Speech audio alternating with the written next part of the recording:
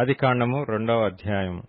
ఆకాశమును భూమియు వాటిలోనున్న సమస్త సమూహమును సంపూర్తి చేయబడెను.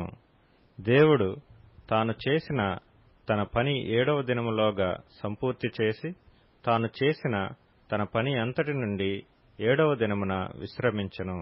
కాబట్టి దేవుడు ఆ 7వ దినమును ఆశీర్వదించి పరిశుద్ధపరచెను. ఎలయనగా దానిలో దేవుడు తాను చేసినట్టియు సృజించినట్టియు తన పని అంతటి నుండి విశ్రమించెను.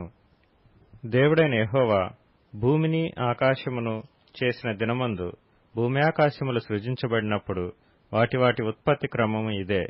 అది వరకు పొలమందలి ఏ పొదయు భూమి మీద నుండలేదు, పొలమందలి ఏ చెట్టును మొలవలేదు. ఏలయనగా దేవుడైన యెహోవా భూమి మీద వాన కురిపించలేదు, నేలను సేద్యపరచుటకు నరుడు లేడు. అయితే ఆవిరి భూమి నుండి లేచి నేల అంతటినీ తడిపెను. దేవుడైన యెహోవా నేల మంటితో నరుని నిర్మించి వాని నాసికా రంధ్రములలో జీవవాయువును ఊదగా నరుడు జీవాత్మ ఆయెను. దేవుడైన యెహోవా తూర్పున ఏదెనులో ఒక తోట వేసి తాను నిర్మించిన నరుని దానిలో ఉంచెను. మరియు దేవుడైన యెహోవా చూపునకు రమ్యమైనదియు ఆహారమునకు మంచిదియునైన ప్రతి వృక్షమును, ఆ తోట మధ్యను జీవ వృక్షమును, మంచి చెడ్డల తెలివినిచ్చు వృక్షమును నేల నుండి మొలిపించెను. మరియు ఆ తోటను తడుపుటకు ఏదెనులో నుండి ఒక నది బయలుదేరి అక్కడి నుండి చీలిపోయి 4 శాఖలాయెను.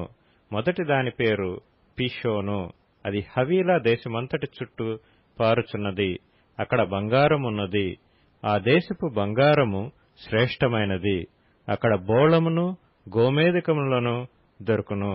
రెండవ నది పేరు గీహోను. అది కూషు దేశమంతటి చుట్టూ పారుచున్నది. మూడవ నది పేరు హిద్దెకెలు.